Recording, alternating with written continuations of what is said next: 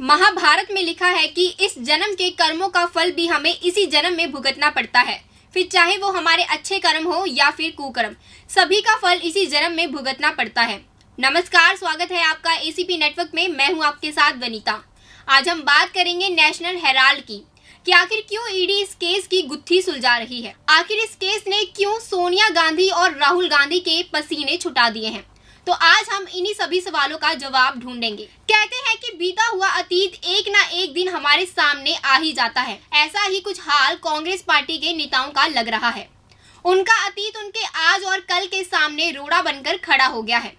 जी हाँ, हम बात कर रहे हैं नेशनल हेराल्ड केस की, जिसने कांग्रेसियों की नींदें उड़ा रखी हैं।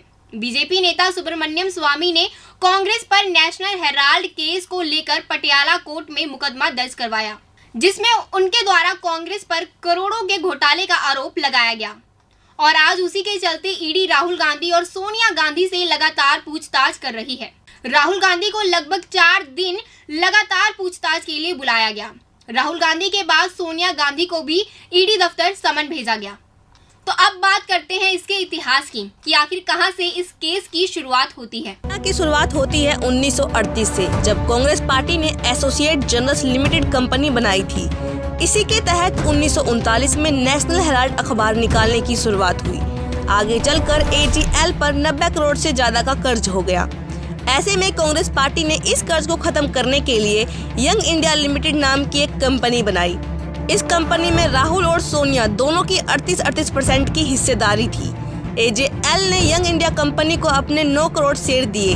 वादा हुआ कि इस शेयर के बदले में यंग इंडिया कंपनी एजेएल के कर्ज का हिसाब किताब करेगी, यानी कर्ज चुकाएगी। लेकिन शेयर में हिस्सेदारी बढ़ने की वजह से एजेएल कंपनी पर यंग इंडिया का मालिकाना हक हो गया। सुब्रमण्यम स्वामी ने आरोप लगाया कि गांधी परिवार ने नेशनल हेराल्ड की संपत्तियों को जबरन हड़प लिया है।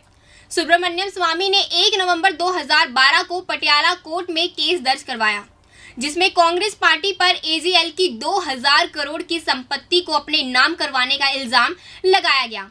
केस में सोनिया राहुल के अलावा मोतीलाल बोरा, ऑस्कर फर्नांडिस, सुमन दुबे और सैम पित्रोदा पर मुकदमा दर्ज कराया गया। ईडी की एंट्री से मामला और भी गर्मा गया और ईडी लगातार इस मामले में राहुल और सोनिया गांधी से पूछताछ कर रही है। आपको बता दें कि राहुल और सोनिया गांधी इस समय जमानत पर छूटे हैं और वो इस केस को दबाने की हर एक मुमकिन कोशिश कर रहे हैं। नेशनल हेराल्ड केस में सभी कांग्रेस नेताओं ने वित्तीय लेन देन की जानकारी से अपना अपना पल्ला झाड़ लिया है।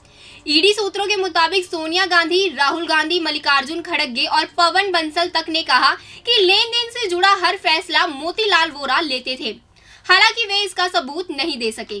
कांग्रेस नेता मल्लिकार्जुन खड़गे यंग इंडिया प्राइवेट लिमिटेड के इकलौते कर्मचारी है। ऐसे में ईडी के पास पूछताछ के लिए खड़गे को बुलाने के अलावा कोई और विकल्प ही नहीं था।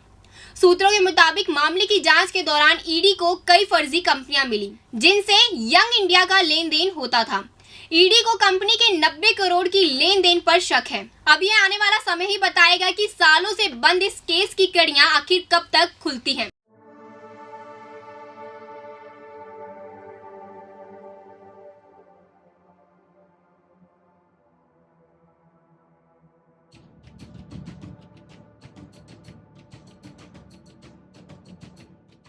फिलहाल आज के हमारे इस खास कार्यक्रम में अब तक के लिए इतना ही। और ज्यादा खबरों से जुड़े रहने के लिए देखते रहिए एसीपी नेटवर्क। धन्यवाद।